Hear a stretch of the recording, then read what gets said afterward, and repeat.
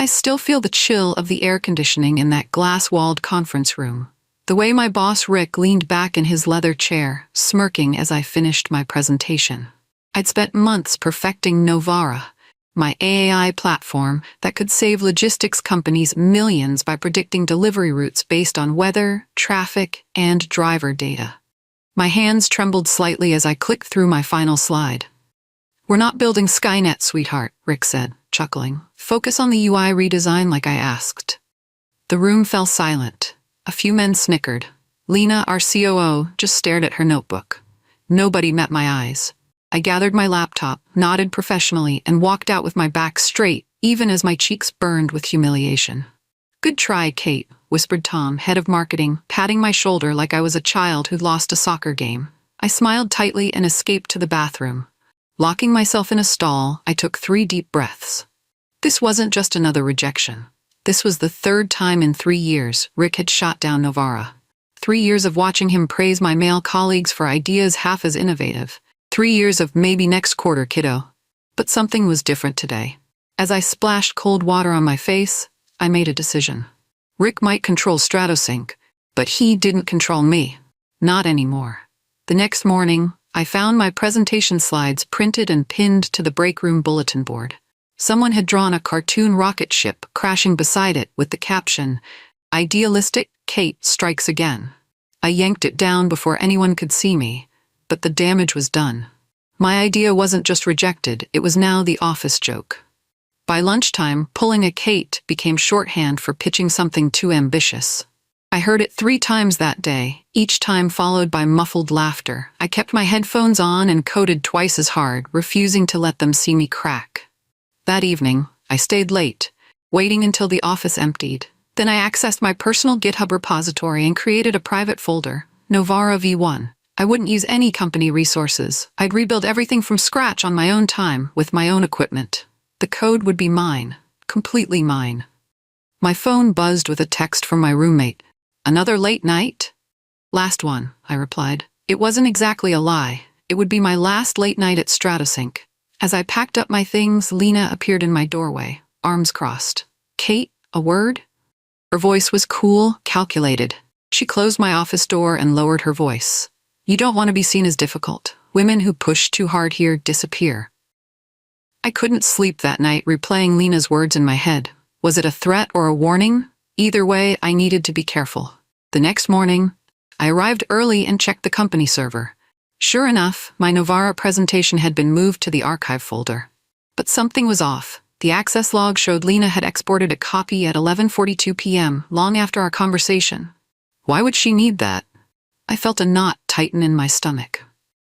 "Morning, idealistic Kate," said Jason from the dev team, not quite meeting my eyes. I forced a smile and kept walking. By noon, 3 more idealistic Kate jokes had made the rounds. I ate lunch alone at my desk, headphones on, researching watermarking techniques for code. I needed to protect myself. That afternoon, I had to attend the weekly pipeline meeting. My heart stopped when Rick stood up with a smirk and said, "I've been working on a new initiative, a dynamic route optimizer for logistics clients." He clicked through slides describing a system almost identical to Novara's core function, but stripped down, simplified, and repackaged under the name RouteMax. Not once did he mention my work. "Great idea, Rick," Lena said, nodding enthusiastically.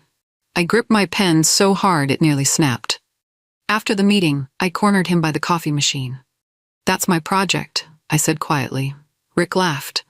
"You really think you invented algorithms, Kate?" I spent the weekend building a fortress around my work. Every line of code I wrote got watermarked with an invisible signature. I documented everything: version histories, timestamps, the mathematical models underlying Novara's predictions. I stored multiple copies on encrypted drives kept far from StratoSync servers. Monday morning, Rick called an all-hands meeting. "Big news, team," he announced, beaming. "Our RouteMax concept has generated serious interest from Archer and Vail." Archer and Vail, our biggest client, a $2 billion shipping conglomerate that accounted for half our annual revenue. My jaw clenched as Rick outlined the innovative approach his team was taking. My approach, my innovation. During lunch, I overheard Lena telling HR Director Maya that she was concerned about Kate's emotional state lately. I froze mid-bite, listening from behind my cubicle wall. She seems fixated on ownership of ideas, Lena continued softly. Maybe stress leave would help. That evening, I found a meeting request from Rick in my inbox for the following week. Performance discussion. The subject line made my blood run cold. They were going to push me out before I could finish Novara. I needed to move faster. Opening my personal laptop, I worked through the night, streamlining Novara's algorithm. As dawn broke, I had a working prototype. Limited, but functional. It wasn't perfect, but it was mine. The Zoom call with Archer and Vale was supposed to be routine, just fixing bugs in their shipment tracking system. I sat silently at the corner of the conference table while Rick charmed the client with jokes about golf handicaps. On screen, 5 executives nodded politely, but one man stayed focused on his notes. Eli Turner, their CTO. Something about his intense focus made me sit up straighter. As the meeting wrapped up, Rick's phone rang.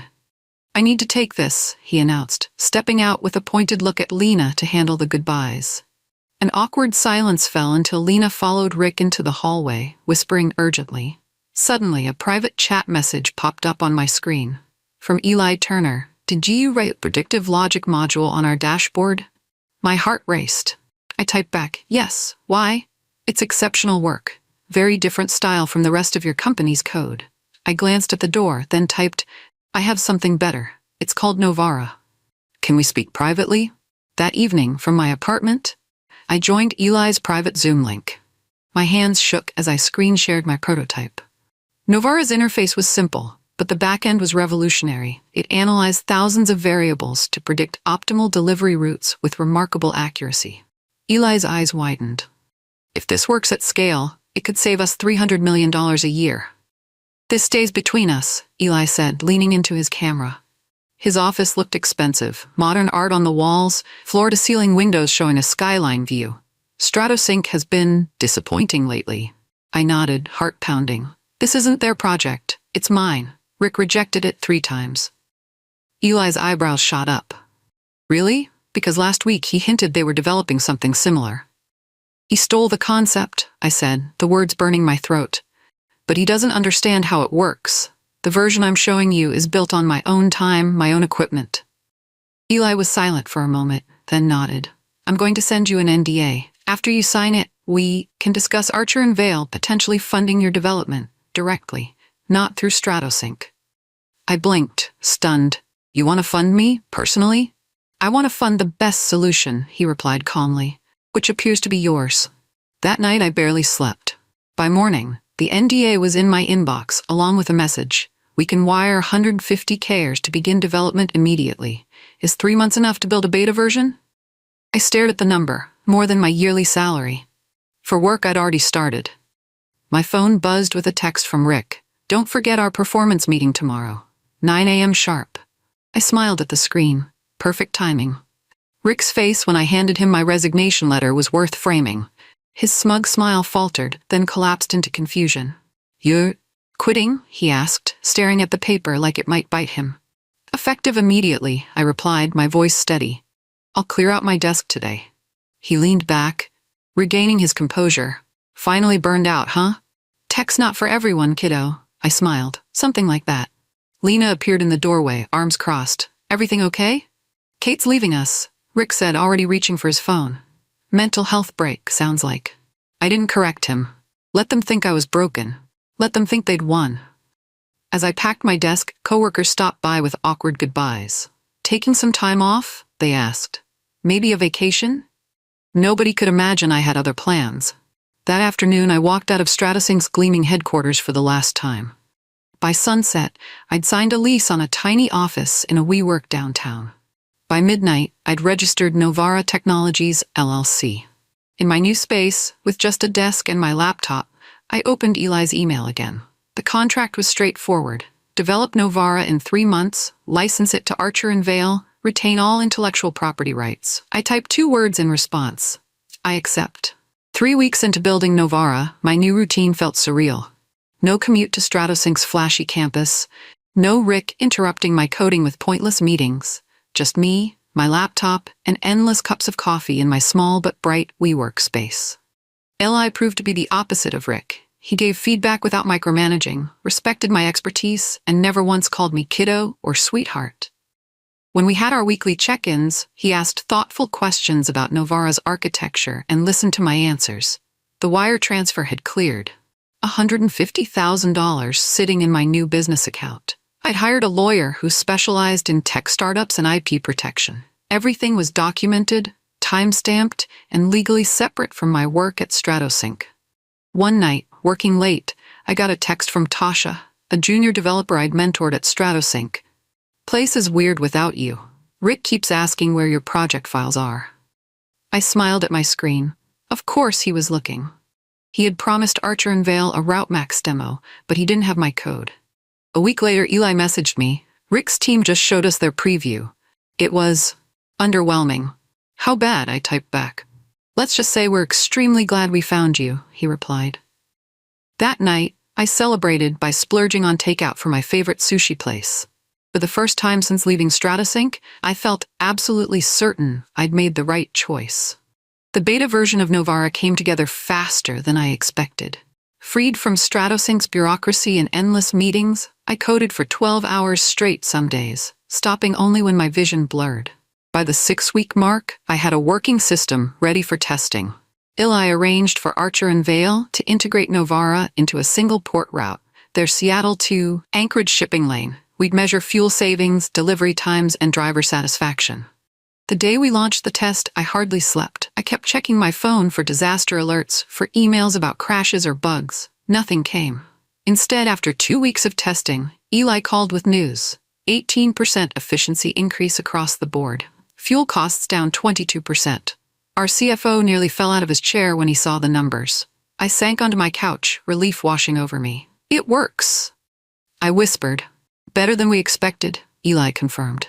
And Kate, another logistics company, reached out to me. Apparently, word's getting around. They want to talk to you. That night, I received a message from Delta Freight, Archer and Vale's biggest competitor. "We hear you have something revolutionary. Let's talk." I forwarded it to my lawyer with a simple question. "Can I take this meeting?" Her response was immediate. "Absolutely. Your IP, your company. StratoSync has no claims." For the first time, I allowed myself to imagine Novara becoming something bigger than I'd dreamed. 3 months after leaving StratoSync, my days became a blur of demos, meetings, and coding sessions. Delta Freight signed on as Novara's second client. Then came Horizon Rail, looking to optimize their freight train scheduling. Then Polar Air, needing better tracking for their cargo flights. I hired 2 developers to help scale Novara's infrastructure. My WeWork office expanded to include 3 desks and a small meeting room. My lawyer negotiated contracts that protected my IP while maximizing revenue. Then one morning, I woke to a flurry of texts. A tech blog called Startup Scoop had published an article, "Ex-StratoSync engineer behind silent logistics revolution?" The piece was light on details, but mentioned that a former senior developer at StratoSync had created a potential game-changer for logistics AI. That was attracting attention from major players. My phone rang. "Eli? Have you seen it?" he asked without preamble. "Just now," I replied, scanning the article again. "They don't mention me by name." "Not yet," he said grimly, "but Rick will know it's you." He was right. By afternoon, my lawyer forwarded me an email from StratoSync's legal team. A cease and desist letter claiming I had used company resources to develop Novara and demanding I transfer all rights to StratoSync immediately. I called my lawyer in a panic. She laughed. "They've got nothing, Kate. Your documentation is pristine. This is just intimidation." That night, another tech blog picked up the story. This time, they used my name. StratoSync's legal threats escalated quickly. After the cease and desist came accusations of theft of trade secrets, breach of contract, and violation of non-compete agreements. My lawyer remained calm, systematically dismantling each claim with my meticulous documentation. "They're desperate," she explained during our strategy session. "This Rick person realized too late what he let walk out the door." She prepared a response that included timestamps, proof that Novara was built entirely on my personal equipment, and most damaging, screenshots of Rick's internal Slack messages mocking my idealistic ideas. "Where did you get these?" she asked, eyes widening at Rick's dismissive comments. "Tasha," I admitted. My former mentee, she still works there and, well, she saw how they treated me. The lawyer grinned. This is gold, Kate. Pure gold. That evening, I received an unexpected text from a number I didn't recognize. We should talk. Coffee tomorrow? Lena. My stomach nodded. Lena, StratoSync's COO, Rick's right hand. The same woman who'd warned HR I was emotionally unstable. I showed the message to my lawyer. Meet her in public, she advised. Record everything. Say nothing about our legal strategy. I texted back, 3 p.m., Bluestone Cafe on 4th. Then I Googled Lena's name out of curiosity and froze. A business registry filing from 6 weeks ago showed she'd formed a new corporation, Ravenex Systems, LLC. Why did that name sound so familiar? The cafe buzzed with afternoon customers as I claimed a corner table with a clear view of the entrance. I'd arrived early, ordered a latte, and positioned my phone to record our conversation. Lena walked in at exactly 3 p.m., wearing a sleek black suit that probably cost more than my monthly rent. She spotted me and smiled, the same calculated smile she used in board meetings right before dismantling someone's proposal. Kate, she said, sliding into the seat across from me. You look well. Entrepreneurship suits you. What do you want, Lena? I kept my voice neutral, my hands steady. She stirred her coffee slowly. I've been watching Novara's progress. Very impressive. Is that why StratoSync is threatening to sue me? She waved her hand dismissively. Rick panicked. He's all ego, no strategy. She leaned forward. I'm not here for Rick. I'm here for myself. Meaning? I want to invest in Novara. Early stage pre-valuation. I know talent when I see it, Kate. I always did. I nearly choked on my coffee. You told HR I was emotionally unstable. Office politics, she said smoothly. Nothing personal. Now we can be allies. Something felt wrong. That night, I ran a deep search on Ravenex Systems. Nothing came up except the business filing. Then I tried a different angle, searching for patent applications. There it was. Ravenex had filed a provisional patent for dynamic logistics route optimization using predictive algorithms. The description was eerily familiar. Too familiar. Lena wasn't offering an investment. She was fishing for information while developing a competing product. The next morning, I received an email from a venture capital firm interested in Novara. Then another, and another. The Startup Scoop article had caught the attention of investors. By week's end, I was fielding serious funding inquiries. My lawyer connected me with a trusted VC who offered $2.5 million for 15% equity, valuing Novara at nearly $17 million. The term sheet arrived on a Tuesday. I signed it on Wednesday. The money hit my account on Friday. Suddenly, Novara Technologies was real, not just a rogue project run from a WeWork, but a funded startup with legitimacy and runway. I moved the company into proper offices, complete with a sign on the door. I hired a small team, including Tasha, who quit StratoSync the moment I called. You have no idea how bad it got after you left, she told me her first day. Rick's been raging. The RouteMax project is a disaster. And Lena? I asked casually. Tasha frowned. Barely around anymore. Everyone says she's working on some secret project. I nodded, having confirmed my suspicions. That afternoon, a logistics consultant I'd hired called with news. There's a new platform being demoed to smaller shipping companies, called Ravenex. Sounds similar to Novara. Too similar. I requested a demo through a shell company, and what I saw made my blood boil. The interface was different, but the underlying functionality, the way it processed data, prioritized routes, even some of the error messages, mirrored early versions of Novara. Lena hadn't just formed a competing company. She'd stolen my code. Ravenex's software wasn't just similar to Novara. In some sections, it was identical. The login screen had different colors, but the dashboard layout, notification system, and back-end architecture were unmistakably based on my work. But how? I'd never shared my code with Lena. The only people with access were me, my small team, and our clients. I called Eli immediately. Did anyone at Archer and Vale share Novara's code outside the approved testing group? His pause told me everything. There was an incident, he admitted, an unauthorized access to our development server last month. We thought it was just general corporate espionage. It was, I said grimly, very specific espionage. I assembled my team and our lawyer. We spent the weekend reverse engineering Ravenex, documenting every similarity. By Monday morning, we had proof. Nearly 40% of their code was directly copied from Novara's early builds. The most damning evidence came from my watermarks, invisible tags I'd embedded that appeared only under specific testing conditions. They were still there in Ravonex's system, silently testifying to the theft. My lawyer didn't mince words. We file for immediate patent protection, then sue Ravonex for IP theft. That evening, our paperwork went to the patent office. The same night, an anonymous package arrived at my apartment. A USB drive containing internal StratoSync emails between Rick and Lena discussing leveraging Kate's prototype shortly after I'd left. The note attached simply read, "Not everyone at StratoSync supports theft. Good luck." While my lawyer prepared the lawsuit against Ravonex, I received another unexpected gift. A whistleblower from StratoSync's finance team contacted me with evidence that Rick had been manipulating quarterly reports to hide declining performance. "He's been cooking the books since before you left," the anonymous email explained, inflating client numbers, hiding the fact that 3 major accounts are considering jumping ship.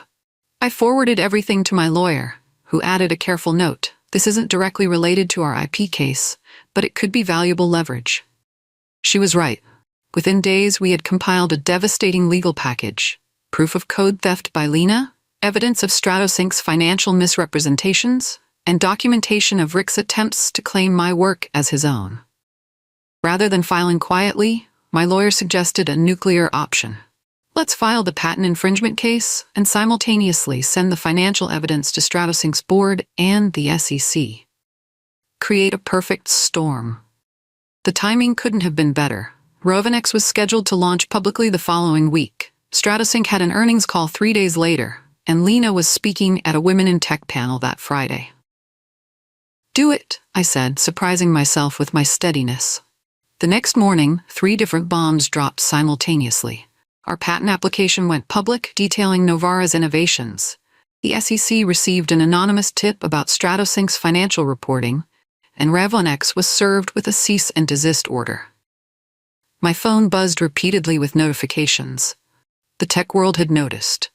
The Women in Tech panel was being live-streamed, and despite everything happening, I couldn't resist watching. Lena sat center stage in a power suit, speaking confidently about innovation and disruption, while 4 other female executives nodded along. "As women," Lena was saying, "we need to support each other's ideas and—" She stopped mid-sentence as a man in a suit approached the stage, handed her an envelope, then walked away. The camera zoomed in as her face paled. She'd been served with our lawsuit, publicly, on camera, in the middle of talking about supporting other women. Twitter exploded. Chash, Ravonex, and code theft started trending. Someone created a side-by-side comparison of Novara and Ravonex interfaces and posted it with the caption, "Spot the innovation." By evening, tech blogs were running the story. StratoSync COO accused of stealing former employees' code. The next morning, StratoSync stock dropped 8% in pre-market trading. By closing bell, it was down 15%. Investors were spooked by both the lawsuit and the whispers of financial misreporting. 2 board members called for an emergency meeting. My lawyer texted me updates throughout the day. Ravonex investors pulling out. Then, SEC officially investigating StratoSync. And finally, Rick trying desperately to reach you. Don't engage without me. That night, I sat alone in my apartment, watching the chaos I'd unleashed. Part of me felt horrible for the innocent StratoSync employees caught in the crossfire. But another part, the part that remembered every dismissive kiddo and mocking idealistic Kate, felt a grim satisfaction.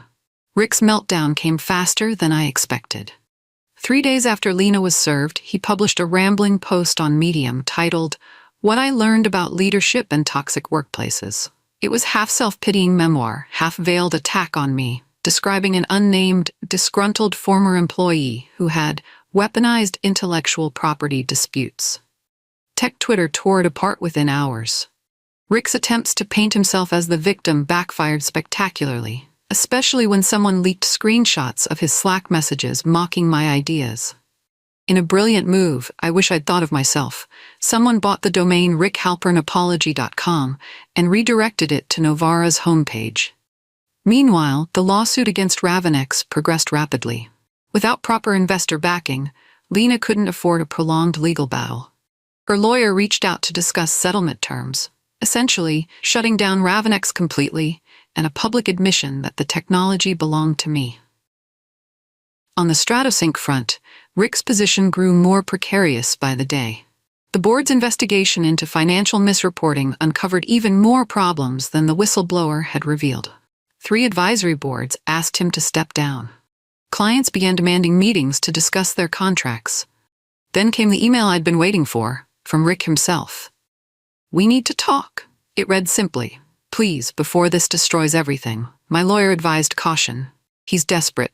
That makes him both dangerous and potentially generous. Let's hear what he has to offer, but on our terms, not his."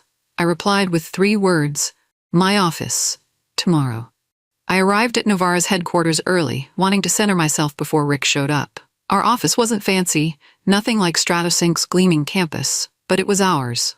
Honest work, real innovation, no office politics. Tasha brought me coffee. "Are you sure you want to do this alone?" "My lawyer will be on standby," I assured her. "And honestly, I need to face him myself." Rick arrived exactly at 10 a.m., looking like he'd aged years since I'd left Stratosync. His usually perfect suit was slightly rumpled, his confident swagger replaced by tense, jerky movements. "Kate," he said, extending his hand. I didn't take it. "Have a seat, Rick." He sat, glancing around our office with poorly disguised disdain. "Cozy place." "It's profitable," I replied, "unlike Stratosync these days."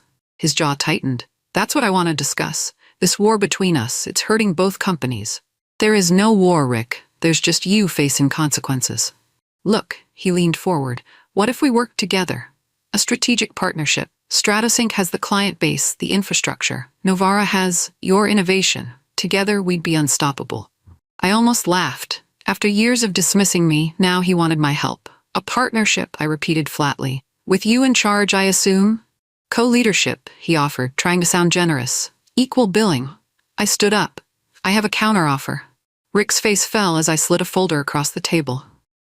"What's this?" "Terms for Novara's acquisition of Stratosync's logistics division," I said calmly. The document outlined a hostile buyout, pennies on the dollar, given Stratosync's plummeting value. "This is insane," he sputtered, flipping through the pages. "You want to buy us? With what money?" "We're closing our Series A next week, $28 million. More than enough." His face reddened. "The board would never accept this." "They already have." I pulled out a second folder, emails from 3 board members tentatively supporting the deal, desperate to stop the bleeding before shareholders revolted. "You went behind my back?" His voice rose dangerously. "I learned from the best," I replied coolly. Rick stood abruptly, knocking his chair backward. "You think I'd ever work for you, after this stunt?" I smiled, feeling a strange calm. "You called me sweetheart in that boardroom. Remember that? When you dismissed the idea that's now saving companies millions?" He had no answer. "You're right," I continued. "You won't work for me.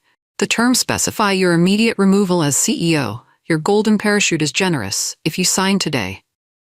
As he stormed out, I called after him. "The offer expires tomorrow, Rick. Ask the board what happens if you refuse." I didn't expect Rick to fold so quickly, but by 9 a.m. the next day my lawyer called with news.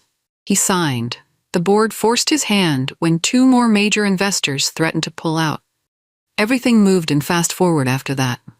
Due diligence teams swarmed Stratosync. Press releases were drafted.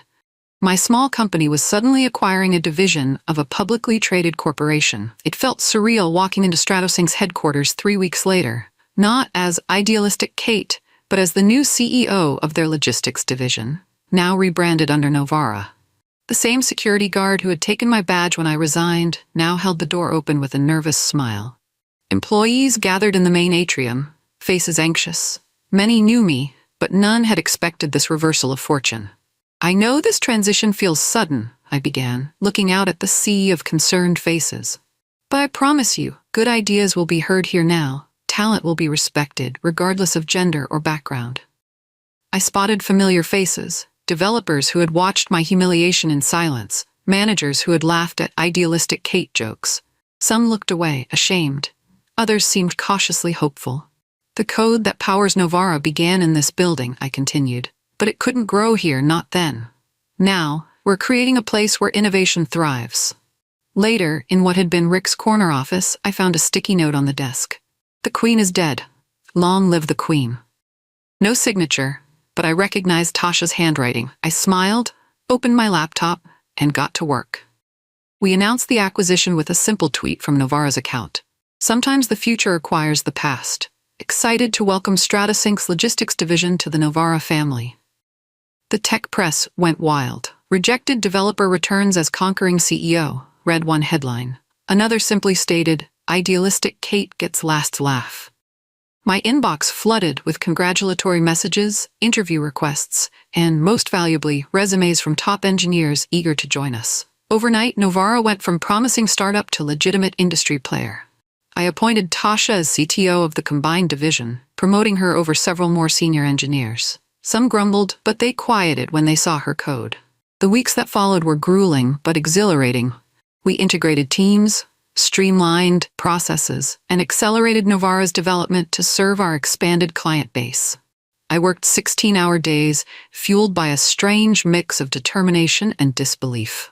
1 month after the acquisition, while walking through what had been StratoSync's developer floor, I overheard 2 engineers talking. She actually listens in meetings and implements good ideas. Unlike Rick, the other replied. Remember how he shot down Kate's original pitch? Now we're all working on it. I smiled to myself and kept walking. The validation felt sweet, but it wasn't why I'd done this. I'd built Novara because I believed in it, not to prove anything to Rick or anyone else. Still, as I passed the conference room where he dismissed me so casually, I couldn't help but feel a small, private thrill. Lena disappeared after Ravenex collapsed. Her social media went dark. Her speaker appearances were canceled. Even her LinkedIn profile seemed frozen in time. Then, 3 months after the acquisition, I received a plain white envelope at Novara's offices. No return address, just my name typed on the front. Inside was a handwritten note. You won. Fair and square. I didn't expect that. L. I considered throwing it away. Instead, I locked it in my desk drawer and tried to forget about it. That night, an anonymous email arrived in my personal account. The subject line read simply, "The truth. I knew your idea would destroy Rick." The message began. I just wasn't ready to let him go. I buried you to buy time, hoping to position myself as the innovation leader once you were gone. I didn't expect you to build Novara on your own. I underestimated you. We all did. I read it 3 times, trying to process Lena's confession. Part of me wanted to respond with anger, to demand more explanation for the sabotage and theft. But another part recognized something familiar in her words. The desperate calculations of a woman trying to succeed in a system designed against her. I closed the email without responding and shut my laptop. Some chapters needed to stay closed.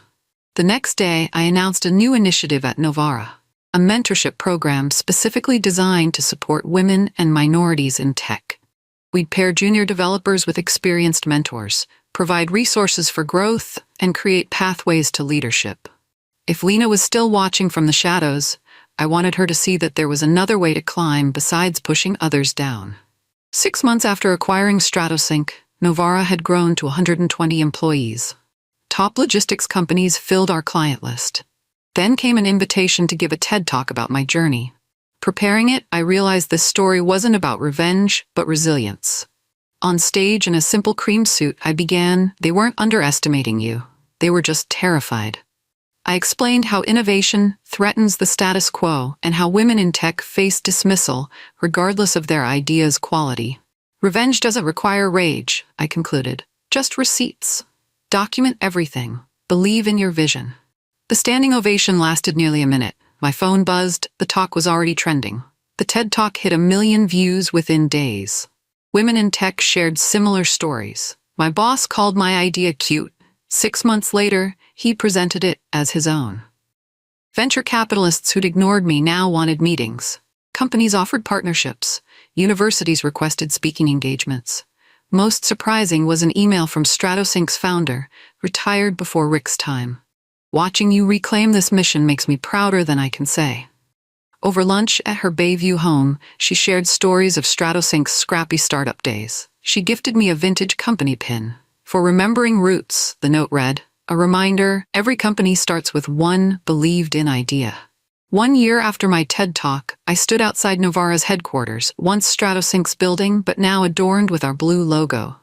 Inside, 300 employees worked on code that optimized shipping routes globally, exactly what I'd pitched in that conference room years ago. In the lobby, a young developer nearly collided with me, her eyes widening with recognition. "I have this idea," she confessed nervously, "but my team lead said it's too ambitious." "Tell me everything," I said, leading her to my office, remembering how it felt when no one would listen. Perfect full circle.